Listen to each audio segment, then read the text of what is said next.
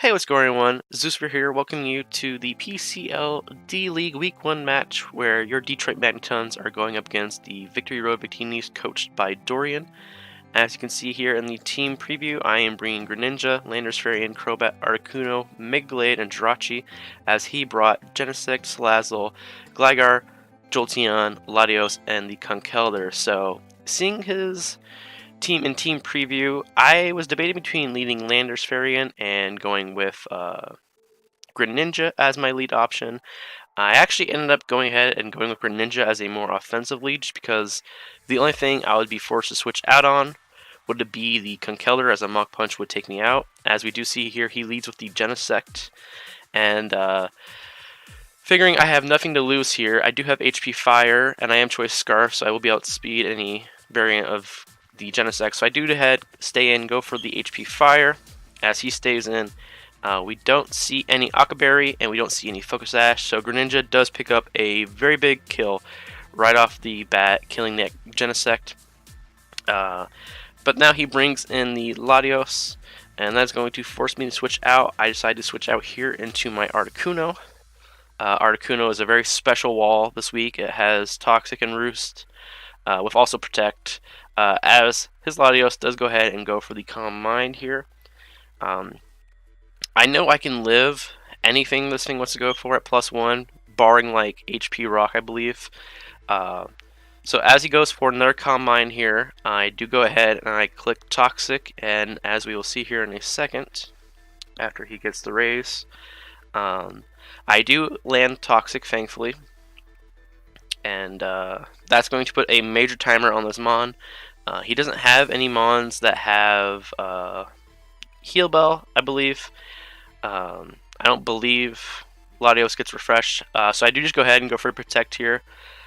Even if he wants to go to +3, I should live whatever he wants to go for, as he just goes for Dragon Pulse. Seeing that he went for Dragon Pulse and not something that was super effective leads me to believe he has nothing for the Articuno, as he just go ahead and goes for the Dragon Pulse once again. As we see this, that's going to do a little more than a little over 90 damage, so about 47-ish%, I believe. As we do head Freeze Dry, get some more chip off on this thing. As I know I can live, so I don't go for the Protect. I actually decide to Roost here. Sorry about that cough. As he decides that he doesn't want to lose Latios to this Toxic Stall, so he brings in Salazzle, and I do not want to stay in and take a Fire Blast. So I decide to switch out into Landers Fairy. My Landers is a very special wall. It does have the Yachi Berry for HPIs if Salazzle is carrying it. As we see here, he actually goes ahead and sets up a Substitute. So I figure, okay, this might be like a sub nasty plot set. I see the Black Sludge Recovery, which after we see the next move, which is Toxic, I now realize that this is a more bulky Salazzle, or I guess you could say bulky, but Salazzle doesn't have bulk. It is a Toxic sub stall set. I do go ahead and go for the Earthquake just to break the Substitute here. But yeah, with this Toxic subset, he is going to be able to stall out my Landorus, because as we'll see here in a second, he actually also has Protect, which he's going to go for here in this next turn. Which I'm very grateful he went for Protect this turn, because I actually go for U-turn here, which was a mistake, because had he gone for Substitute, I was not going to be breaking that Substitute. And at the time of recording this, for some reason I was thinking like, okay, I have nothing for this, so I'm gonna have to basically sack my Landorus at this point. As I do go ahead and go for the Earthquake as he sets up another Substitute. But then I realized after this turn, I'm like, wait, I have a Crobat that has Infiltrator.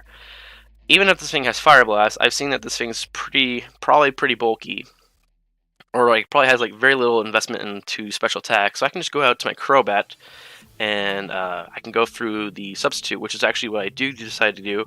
I go ahead and I switch out into my Crobat here, as he does go ahead and he will set up another Substitute, I believe. Yes, he does. And now I can go ahead, I can go for right through that Substitute, and unless he's like some like really physically defensive set, Brave Bird should kill, especially since I'm holding a Sharp Beak. I was debating between Sharpeak and Life Orb, but as Brave Bird's my really only offensive move this week, I figured I'd rather would be able to hit harder without taking the extra recoil from Life Orb. So he does bring out Jolteon. I'm not max speed, so I do have to switch out here. At this point, Landorus being toxic and seeing what he has left on his team. While yes, an Earthquake on this would be nice, I figured I don't need it for anything else, so I do just decide to sack it. As he does go for the HP Ice, predicting me to switch out, as my Yachi Berry does go ahead and pop. But then I will be dying here to the next round of Hidden Power Ice. So Landorus does go down, but that gives me a 3 switch into my Jirachi, I believe is what I go into here. Yep, I'm going now into my Jirachi.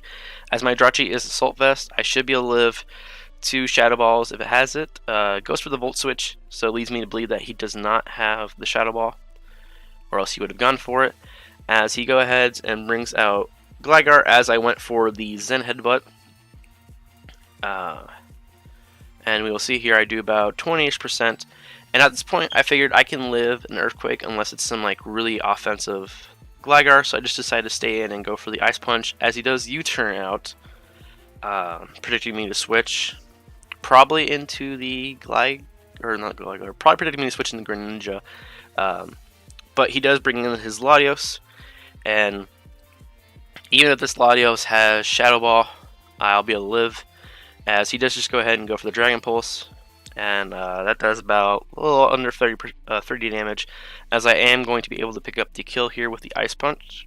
So we are up now 5-3, as he's going to be bringing back in his Jolteon. And at this point, I don't have anything I really want to switch in on this Jolteon, so I just decided to stay in, get some good chip damage, as I should be able to this Thunderbolt, which we see does about 50 damage. So the Assault Vest coming very clutch, as I do get a massive Zen Headbutt off. Does about 60% to him. Second Thunderbolt is going to take out my Jirachi. But now that I have my Choice Scarf Greninja in the back, I can go ahead and bring it in, and I can go ahead and click the Ice Beam. He could switch out here into Conkeldurr, but if that's the case, I can just switch out into my Crobat, as he just stays in and sacks off the Jolteon here. Yeah, as he does sack up the Jolteon here. But then he brings in his Conkeldurr, as I thought he might have done that previous turn and saved the Jolteon, but that's going to just force me to switch out right now into Crobat,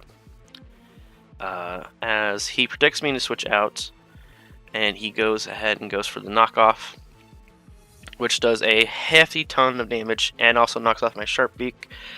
As I go here for the Brave Bird, you're going to see that knockoff basically save this Conkeldurr's life, because I'm going to just barely not kill.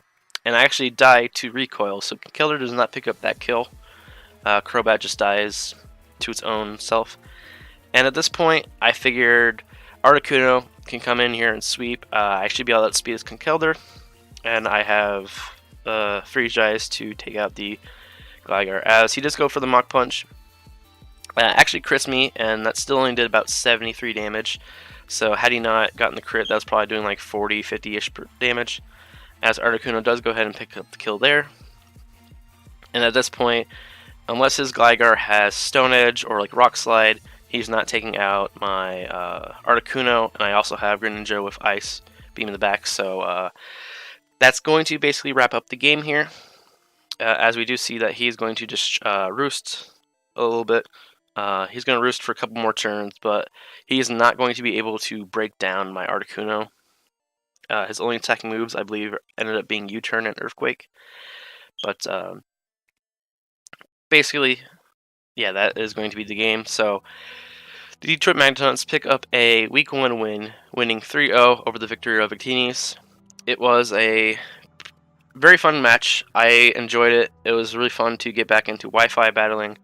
This is my first time battling in Wi-Fi since either really early Oros or very late X and Y.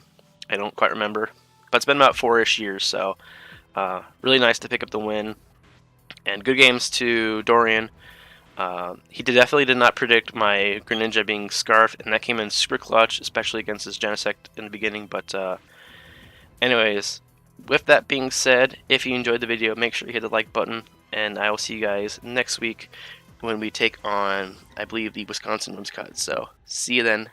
Bye-bye.